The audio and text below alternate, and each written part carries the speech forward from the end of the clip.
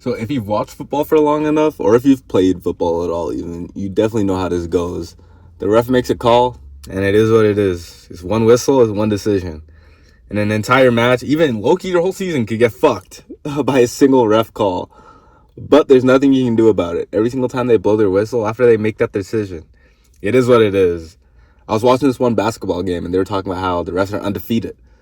And everybody loves to, ref, no, and go to them and yell, but they're undefeated. Not once have they changed their decision. However many times players have talked to them, however many million times it is 1 million and because refs are fucking undefeated. It is a battle they will never lose.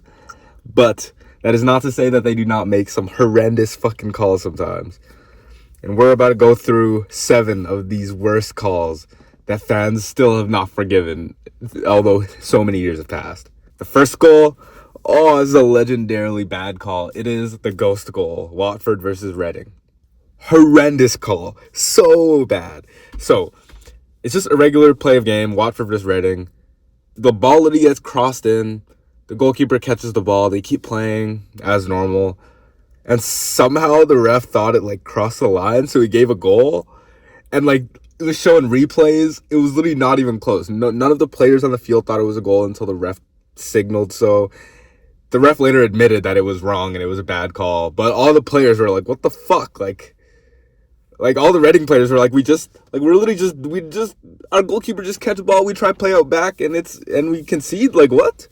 How? That's a good one to start the list off. Next bad call is Pedro Mendes versus Man United. Crazy call as well. So, Mendes shoots from half, gets the ball super deep, and Roy Carroll, scrambles to get the ball, and then it, falls in behind him. He's still scrambling on his line. The ball is clearly, inside the net. Niggas trying to talk about Arsenal cheats.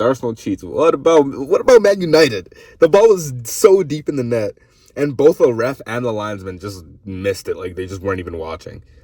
So then, obviously, the goal did not get allowed. The whole crowd, everyone has their hands up. They're like, what? This is a goal. But the whole time, the ref and linesman are like, nope, no goal. We didn't see it. No goal. And this is one of the big reasons that goal line technology got introduced. As much as we hate it, and as much as it can kind of slow the game down and be a piss off, at least shit like this does not happen anymore. Hand of Henry. The Thierry Henry handball versus Ireland in the 2009 World Cup qualifiers. So the ball gets crossed in back post, and this is a World Cup qualifier game that I'm pretty sure France was already into the World Cup regardless because it's France. But Ireland needed this win, or even just a result out of this game in order to keep playing and going on to the next round of qualifiers. But ball gets crossed back post. Thierry Henry controls it with his hand, plays it across, and then he ends up assisting the goal that knocked Ireland out of the World Cup qualification. And all the Ireland players have their hands up. They're all like, handball. Thierry Henry is off celebrating, but Thierry Henry later did admit that the goal should have been disallowed, and it was a handball. Obviously, if you're the player and they give it to you, you're not going to not take the fucking goal. You know what I mean? In a World Cup qualifier, give me that shit. But from the perspective of anyone from Ireland or any Ireland player, that is such a big blow because it's like the Man City goal.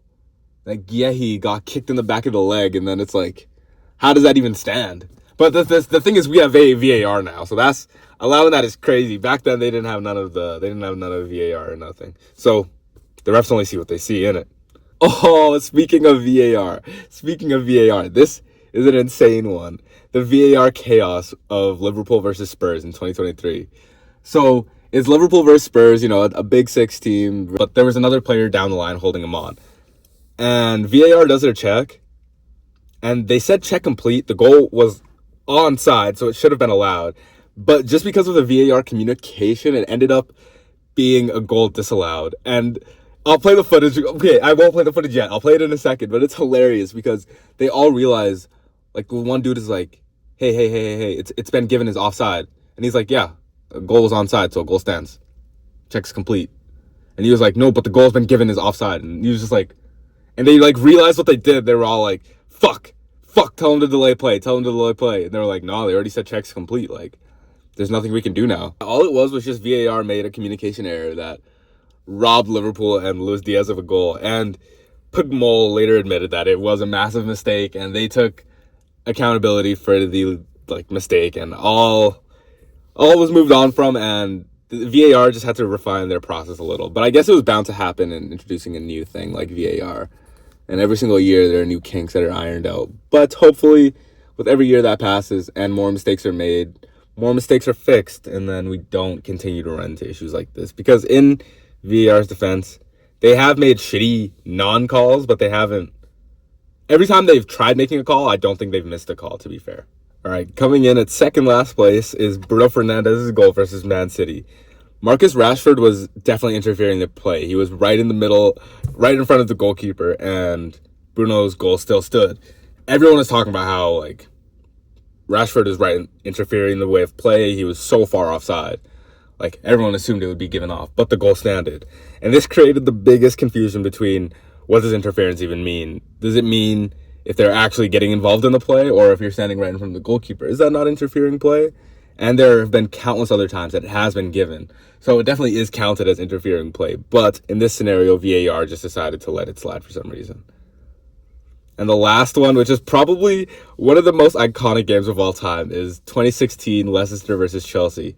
This is the season that Leicester did their insane championship run. Not championship run, their Premier League run, that they won the Premier League and had their insane team. But Tottenham were the closest frontrunners, and this was Leicester versus Chelsea. And this whole game, this game was Tottenham versus Chelsea. And this whole game, Chelsea was committing crazy fouls. Some of them even deserved reds, and the left was allowing literally everything to slide. There was not a single card in this game. Tottenham fans say it influenced the race a lot, because if Tottenham won this game, there might have been a bit more pressure on Leicester, and things might have ended differently. But the calls that were being allowed throughout this game were insane. Chelsea players were tackling legs, going through the back of players, taking out knees, taking out clear paths, and everything. The ref was allowing it. The ref said, I'll call it, but no card. That could be a red on a different day, but today, nothing. And if I was a Tottenham fan, I'd still be pretty heated about this too, to be fair. But I'm not. So fuck Tottenham. Fuck Chelsea too, to be fair. But these are just 7 moments that were some of the worst calls I've ever seen. Watching these and making this video is actually so fun. Just compiling the videos, finding some bad calls, and then watching them even. Just not even while recording. Just watching them was crazy, seeing some of these calls. But if you want to see another one of these videos, let me know. I'd love to record another one. I think I will regardless, to be honest, even if no one watches this. But if you did watch all the way to the end of this video, as always, you know how much I appreciate it. If you don't, I appreciate it a lot. I really, really, really appreciate it. Have a great rest of your day. And if you made it to the end, man, I hope you have a great life. Bye. See ya.